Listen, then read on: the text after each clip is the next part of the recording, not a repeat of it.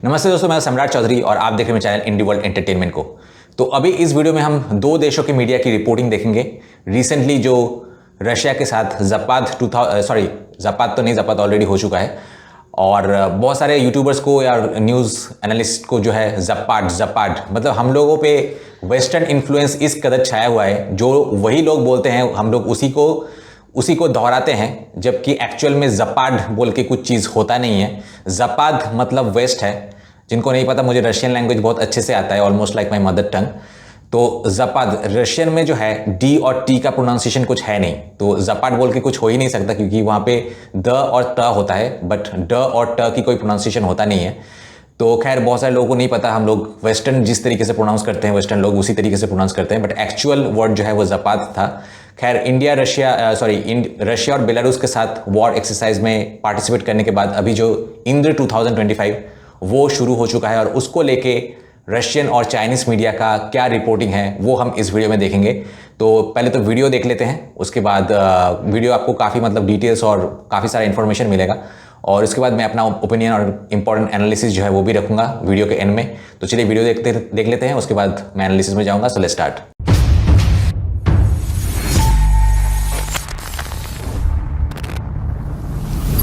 CA entertainment एक ऐसा channel है जो कि मेरे ऑस्ट्रेलियन स्टेइंग इंडियन पार्टनर ने बनाया था। इसमें 0 सब्सक्राइबर्स थे और सिर्फ एक ही दिन में मैंने जो रामायण बेस्ड स्टोरी पे ये फिल्म बनाया है, इससे 40,000 व्यूज, 10,000 घंटे का वॉच टाइम और 1200 प्लस का भी सब्सक्राइबर्स जो है एक ही दिन में आ गए हैं। दोस्तों, मैंने बहुत सारे बिजनेस पार्टनर्स को, खास करके जो एनआरआईज है, उनके लिए चैनल बना के उनको इंडिया में एक stable source of income generate करके दिया है। अगर आप भी मेरे साथ पार्टनरशिप में चैनल स्टार्ट करना चाहते हैं, जहां चैनल के ओनर आप होंगे लेकिन कंटेंट मैं बना के दूंगा, तो मुझे कांटेक्ट कीजिए इस नंबर पे।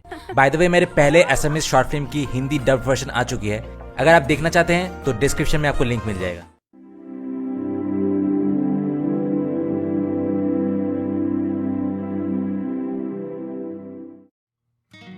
Индия в ответ на ужесточение торговой политики США अमेरिका की सख्त होती ट्रेड पॉलिसी के जवाब में भारत रूस के साथ एक स्ट्रेटेजिक नजदीकी को सक्रिय कर रहा है। ये नजदीकी जॉइंट मिलिट्री एक्सरसाइजेस और बड़े रक्षा समझौतों के रूप में दिखाई दे रही है, जो नई दिल्ली की विदेश नीति के मार्ग में बदलाव का संकेत देती है। 6 अक्टूबर को राजस्थान के महाजन ट्रेनिंग ग्राउंड में रूस Bharat intra 2025 joint military exercises का उद्घाटन हुआ, जो 15 अक्टूबर तक चलेगा, которые продлятся до 15 октября. Их целью उनका लक्ष्य जॉइंट काउंटर टेररिस्ट ऑपरेशन के फ्रेमवर्क के भीतर प्रयासों का समन्वय करना है। याद दिला दूं कि पिछले महीने भारत ने अपने सैनिकों को बड़े पैमाने पर आयोजित रूस बेलारूस वेस्टर्न 2025 सैन्य अभ्यासों में भाग लेने के लिए भेजा था, जिनका उद्देश्य नाटो ब्लॉक से आने वाले खतरे से सहयोगी राज्य की रक्षा करना था। इन अभ्यासों में भारत की भागीदारी को वेस्टर्न मीडिया ने एक रेड लाइन पार करने और भारत के वॉशिंगटन से मॉस्को की ओर झुकाव के प्रमाण के रूप में देखा। разворота Индии от Вашингтона в сторону Москвы.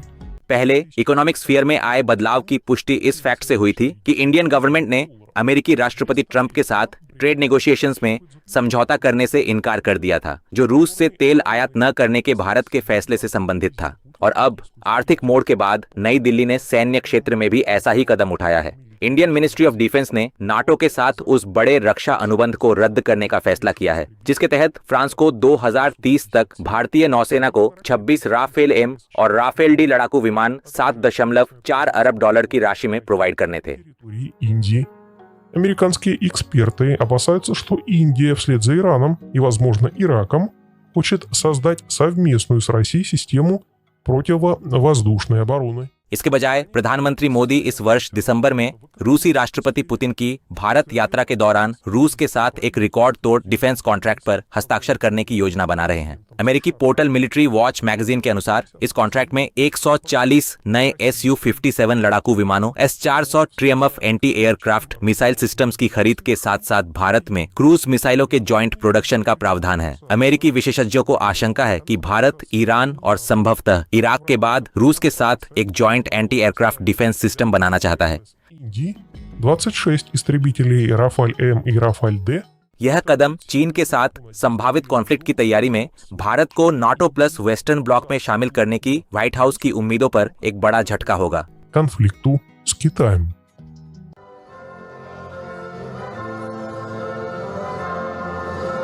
इंडियन और रशियन सोल्जर्स ने राजस्थान के महाजन फील्ड फायरिंग रेंज में इंद्र 2025 जॉइंट मिलिट्री एक्सरसाइज की शुरुआत की। यह भारत की शक्ति और अपने सैनिकों के गौरव का गर्वपूर्ण प्रदर्शन है। हमारे देश में आपका स्वागत है। इस जॉइंट एक्सरसाइज की शुरुआत पर आपका स्वागत है। अब मैं रूसी प्रतिनिधि को आमंत्रित करता हूं कि वे यहां मौजूद सभी वीर सैनिकों से कुछ शब्द शेयर करें।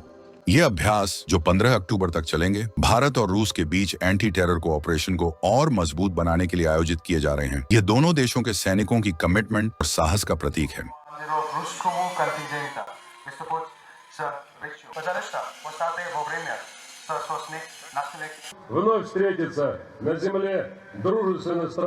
जॉइंट एक्सरसाइज की शुरुआत पर आप सभी का स्वागत है। हम इस धरती पर फिर मिलेंगे मित्र देशों के रूप में। इस अभ्यास का हिस्सा बनकर मैं सभी पार्टिसिपेंट को सफलता और अच्छे स्वास्थ्य की शुभकामनाएं देता हूं। इन जॉइंट एफर्ट के दिन हमारे देशों के इतिहास में एक और उज्जवल अध्याय बने।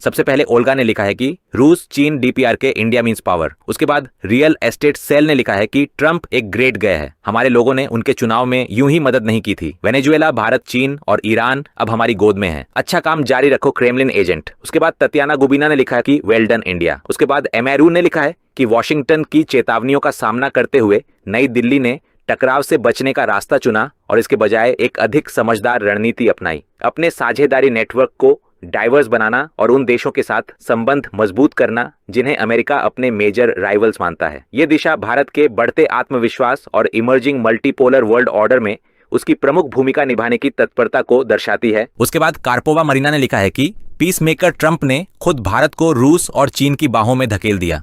उसके बाद एंड्रे जालेसोव ने लिखा है कि भारत कभी रूस से मुंह नहीं मोड़ेगा। उसके बाद ब्लेंडर टूल किट ने लिखा है कि हमें नाटो का संतुलन बनाए रखने के लिए भारत या चीन की जरूरत है। आशा है कि वे ऐसे गठबंधन की आवश्यकता को समझेंगे। अपने दम पर नाटो को शांत करना उनके लिए संभव नहीं होगा। उसके बाद एंड्रे वैसिलियव ने लिखा है कि do not relax, India is playing its game too. उसके बाद कामल क्वेट ने लिखा है कि Modi is not Gandhi, he'll change his tune. उसके बाद अंड्रेना स्टास ने लिखा है कि अमेरिका के पास भारत के साथ कभी कोई मौका ही नहीं था, भारत इतनी समझदार है कि चालबाजियों में नहीं फंसती। उसके बाद इचिकोरिमुरा ने लिखा है कि अमेरिका की स्थिति हमेशा यही रही है, या तो तुम वैसा करो जैसा हम चाहते हैं वरना तुम्हें कुचल दिया जाएगा। ये 1999 में सर्बिया के खिलाफ काम आया, जब 60 देशों के समर्थन के बिना पूरे नाटो के साथ उन्होंने दबाव डाला, लेकिन टेरिटरी, पॉपुलेशन और रिसोर्सेज वाले देशों जैसे ईरान, रूस, भारत और चीन के खिलाफ यह नहीं चल पाया। उनके लिए 95वें क्वार्टर पर खड़ा कोई देश बलिदान योग्य है और रवैया वही रहता है। फर्क बस इतना है कि जब तक कोई सामान्य यूक्रेनियन बलिदान करने को तैयार है वे उसे बर्दाश्त करते हैं और हिपोक्रिटिकली पीठ थपथपाते हैं। उसके बाद एलमे की एसॉन ने लिखा है कि भारतीय रुपए और मॉडर्न रशियन टेक्नोलॉजी के लिए ये काफी अच्छा एक्सचेंज रेट है, ऑफ कोर्स दे कोऑपरेट। उसके बाद पवेल चेरनोस्कुतोव ने लिखा है कि भारत ने रूस के साथ सैन्य सहयोग पर दांव क्यों लगाया है। इसके कारण है, नंबर 1, रूस ने लगभग 100 वर्षों से अपने हथियारों को परिपूर्ण किया है और उन्होंने युद्धों में विजय दिलाई है, जिसका मतलब है कि वे श्रेष्ठ हैं। नंबर 2, रूसी सैन्य वैज्ञानिकों के इंजीनियरिंग समाधान पश्चिमी स्कूलों की तुलना में भारतीयों के लिए अधिक परिचित और समझने योग्य हैं। उसके बाद यूजर क्योटीवी मैक्स ने लिखा है कि राफेल पुराने फाइटर जेट हैं, तो भारत को उनकी जरूरत क्यों पड़ेगी। उसके बाद तिजक्खेस ने लिखा है कि भारत ने सही किया, उन्हें पता है कि दोस्त कौन होना चाहिए। सबसे पहले SKIS 5SW ने लिखा है कि यह इस बात का सबूत है कि भारत ने कभी अपने दोस्तों से विश्वासघात नहीं किया, हमेशा उनके साथ खड़ा रहा। उसके बाद सैमसुए ने लिखा है कि salute from Indonesia, bravo brothers. उसके बाद काबिर ने लिखा है कि आज भी भारत की सबसे भरोसेमंद दोस्ती रशिया फेडरेशन के साथ है। उसके बाद राजवाट ASMR TV ने लिखा है कि one reliable friend is better than many friends. उसके बाद वर्जेश नरजारी ने लिखा है कि भारतीय और ब्रिटिश रॉयल नेवी भी कोंकण कोस्ट पर अरब सागर में एक्सरसाइज कर रही है। उसके बाद क्रिस कार्लिनो ने लिखा है कि great to see India with any but the United States. उसके बाद यूसुफ ने लिखा है कि जब रूसी सेना मैदान में उतरती है तो यह साफ हो जाता है कि लॉन्ग टर्म वॉर में डटे रहने के लिए उनकी बहादुरी से बढ़कर कुछ नहीं है। Fearless and United. उसके बाद चिरंतन दे ने लिखा है कि चाइना प्लस रूस plus India must be united. उसके बाद अंजानी ने लिखा है कि इसी बीच पाकिस्तान ने अमेरिका के लिए चीन से विश्वासघात किया और सीपीईसी को बर्बाद कर दिया। उसके बाद एस्मिट पीआरएमआर ने लिखा है कि सपोर्ट फ्रॉम बलोचिस्तान। उसके बाद मर्सिडीज बेंज ने लिखा है कि यहां तक कि इंडिया और रशिया के नाम मिलकर एक पौराणिक शब्द इंद्र बनाते हैं, जो एक देवता का नाम है, रूलर ऑफ हेवेंस। उसके बाद रिट्स मार्कोस ने लिखा है कि चाहे सत्ता में कोई भी राजनीतिक दल क्यों ना हो, भारत और रूस के बीच व्यापार और दोस्ती का एक लंबा इतिहास रहा है, जो धर्म और राजनीतिक विचारधारा से कहीं आगे है। रूस हमेशा भारत का समर्थन करता है और रूस इस बंधन को हमेशा के लिए बढ़ा सकता है। उसके बाद नेमेसिस ने लिखा है कि भारत न्यूट्रल रहेगा या रूस का साथ देगा। हम 1971 में सोवियत यूनियन द्वारा किए गए कृत्य को नहीं भूल सकते। Long live Russia. उसके बाद नेटस्केप नेविगेटर ने लिखा है कि भारत ने तीसरे देश के बजाय रूस के साथ एक्सरसाइज करने का बिल्कुल सही फैसला किया। उसके बाद वॉनलन ने लिखा है कि भारतीय कभी भी रूस की मदद नहीं भूलते। भारत के बच्चे और वयस्क दोनों रूस से बहुत प्यार करते हैं और उस पर भरोसा करते हैं। उसके बाद स्क्रिम ने लिखा है कि हम चीनी बहुत दुर्भाग्यशाली हैं कि हमारी सरकार पाकिस्तान जैसे कमजोर देश का समर्थन करती है, लेकिन भारत का नहीं, जो बहुत पावरफुल और टेक्नोलॉजिकली एडवांस्ड है। Love to India from China. उसके बाद राजा साहब ने लिखा है कि long live socialism, down to fall imperialism. उसके बाद MRT 7461 ने लिखा है कि नीड एशियन यूनियन बैडली। उसके बाद ट्रैवलिंग वर्ल्ड ने लिखा है कि India love Russian until our last breath, long live Indo Russian friendship. उसके बाद चूदामानी ने लिखा है कि long live India and Russian friendship. जय मोदी और जय Putin, the only two true universal leaders. उसके बाद आगम एक्सप्लोर द वर्ल्ड ने लिखा है कि Bharat Russia brothers from another mother. उसके बाद रिवाइव HF ने लिखा है कि this video shows a lot. Russia and China का मतलब strategic collaborators, Russia and India का मतलब ओथ स्वॉर्न ब्रदर्स। उसके बाद जराड गाव ने लिखा है कि भारत रूस की दोस्ती कभी खत्म नहीं होगी। दोस्ती हमेशा भरोसे और परीक्षाओं पर टिकी होती है। यही वजह है कि ये कभी खत्म नहीं होगी। कभी कभी बाहरी परेशानियों के कारण उतार चढ़ाव आते हैं, लेकिन दोनों इसे खूबसूरती से संभालते हैं। हम आशा करते हैं कि चीन के साथ भी ऐसा ही संबंध हो। उसके बाद विशाल गाजुल ने लिखा है कि खैर, ट्रंप को यह समझ लेना चाहिए कि भारतीय अब उन्हें कभी पूरी तरह भरोसा नहीं करेंगे। उसके बाद ड्रैग ऑन स्टूडियो ने लिखा है कि रूस की रिलायबिलिटी पहले ही साबित हो चुकी है। पाकिस्तान के 5 pieces F-16, 4 pieces JF-17, 11 airbase और HQ-9 डिफेंस सिस्टम को नष्ट करके। उसके बाद लोका आर्ट ने लिखा है कि इसी को सही कार्रवाई कहा जाता है। मैं रूस के साथ आगे बढ़ना चाहता हूं, हम अपने देश की रक्षा करेंगे। उसके बाद F8 हॉलीवुड ने लिखा है कि रूस 3 साल से यूक्रेन पर कब्जा करने की कोशिश कर रहा है, लेकिन सफल नहीं हो पाया। अमेरिका के कारण चीन ताइवान पर कब्जा करने की हिम्मत नहीं कर रहा। चीन और भारत दुश्मन हैं, जबकि रूस और भारत जरूरत के समय दोस्त हैं, न कि सिर्फ दोस्ती के लिए। भारतीय नाराज हैं क्योंकि वे अब अमेरिका का फायदा नहीं उठा सकते, और ये हमारे लिए ठीक है। भारत एक तीसरी दुनिया का देश है जो पहले दुनिया का दिखावा करता है। भारतीय लोग अमेरिका में जाते हैं, लेकिन अमेरिकियों का भारत में जाना नहीं होता। पश्चिमी मीडिया जैसे यूट्यूब पर चीनी प्रोमोशनल चैनल्स को अनुमति है, जबकि चीन में यूट्यूब पर प्रतिबंध है। उसके बाद इनलाइटन मी ने लिखा है कि भारत को अमेरिका की हेजेमनी के खिलाफ रूस और चीन के साथ हाथ मिलाना चाहिए। उसके बाद Indians are sick man of Asia ने लिखा है कि यह भी एक फैक्ट है कि भारत ने रूस से रूसी तेल खरीदने के लिए छूट मांगी थी। भारत सम्मान पूर्वक उस छूट को ठुकरा सकता था और रूस की मुश्किलों का फायदा उठाकर लाभ नहीं उठा सकता था, खासकर जब रूस पर भारी प्रतिबंध लगे हुए हैं और उसे नया बाजार चाहिए, क्योंकि EU ने अचानक रूस का तेल खरीदना बंद कर दिया। लेकिन भारत ने ऐसा नहीं किया। भारत अवसरवादी रहा और अपने तथाकथित मित्र का फायदा उठाया। और यह भी कहा जाता है कि भारतीय सैन्य उपकरण जैसे तोपखाने के गोले यूक्रेनी सैनिकों के पास पाए गए। कहा जा रहा है कि भारत ने धोखा दिया और रूस की बैकग्राउंड में कोई सौदा किया। उसके बाद आरोहित गुप्ता ने लिखा है कि long live mother Russia and long live mother India. Alaska रूस का हिस्सा होना चाहिए। पाकिस्तान, अफगानिस्तान, नेपाल, भूटान, तिब्बत, बर्मा से इंडोनेशिया तक भारत का हिस्सा होना चाहिए।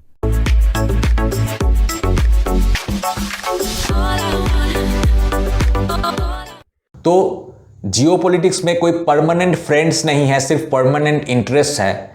ये डायलॉग चेप देना बहुत आसान है, क्योंकि 2 लाइन की ही डायलॉग है। याद करना और उसको बोलना जो है वो बहुत आसान है, बट जियोपॉलिटिकल इंटरेस्ट आखिर है क्या, वो समझने की, मतलब परखने की बहुत लोगों में एबिलिटी ही नहीं है। अगर हम इस वक्त जो इंडियन गवर्नमेंट किसी हद तक रशिया का बहुत बढ़ चढ़ के साथ दे रहा है, उसका हो सकता है शॉर्ट टर्म में ज़्यादा बेनिफिट ना दिखे, बट लॉन्ग टर्म में उसका बहुत ज़्यादा बेनिफिट है। एक टाइम था जब USSR at the top level था, तो यूएसएसआर से भी काफ़ी सारा हेल्प मिला, बट एक काइंड ऑफ थोड़ा इन्फ्लुएंस भी ज़्यादा था। कुछ कंडीशंस डेफिनेटली अमेरिका से तो काफ़ी ज़्यादा बेटर है था यूएसएसआर इंडिया के लिए। और बट उस टाइम पे फिर भी यूएसएसआर एट द टॉप था। जब कोई अपना टॉप लेवल पे होना तो उससे ज़्यादा नेगोशिएट कर पाना आसान नहीं होता है।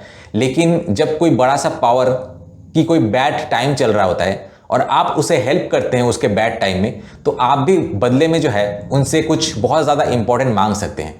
तो this is the right time to, मतलब रशिया के साथ खड़े होने का ये राइट टाइम है, क्योंकि बहुत सारे टेक्नोलॉजीज़ में रशिया का एक हाथ रहा है कि इंडिया की सेल्फ डिपेंडेंस जो है वो अचीव करने में डेफिनेटली बहुत सारे इंडियन ब्रेन्स भी उसमें शामिल है।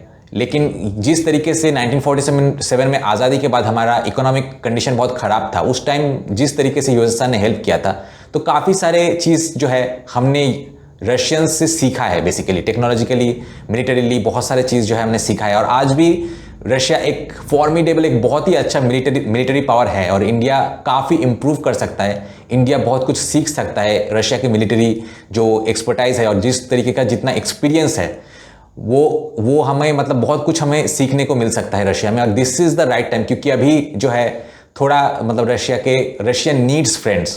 तो S-400 हो या फिर ये डिफेंस डील्स हो, तो हम थोड़ा, क्योंकि रशिया को बहुत ज़्यादा नीड है इस टाइम फ्रेंड्स की, अमेरिका सहित जो है वेस्ट उसको आइसोलेट करना चाहते हैं। चाइना भी कुछ ज़्यादा रिलायबल पार्टनर नहीं है। तो इंडिया अगर बिजनेस दे रहा है, इंडिया अगर इस तरीके से वेस्ट के खिलाफ जाके तेल खरीद रहा है, तो इंडिया भी, I am quite sure, negotiate कर रहा है बिहाइंड द डोर कि हमें भी थोड़ा S-400 हमारे साथ भी मैन्युफैक्चर कीजिए, हमारे साथ भी थोड़ा टेक्नोलॉजी शेयर कीजिए।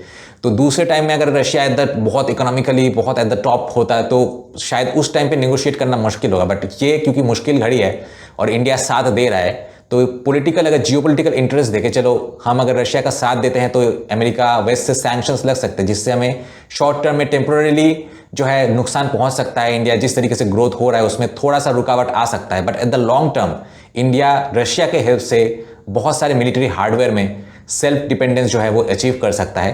तो जियोपॉलिटिकल इंटरेस्ट में यही है कि मतलब this is the golden opportunity, golden time for India to actually make a very good collaboration and partnership with Russia. तो खैर, ओपिनियन सेक्शन में आज इतना ही। मिलता है आपसे नेक्स्ट वीडियो में। Till then, good bye.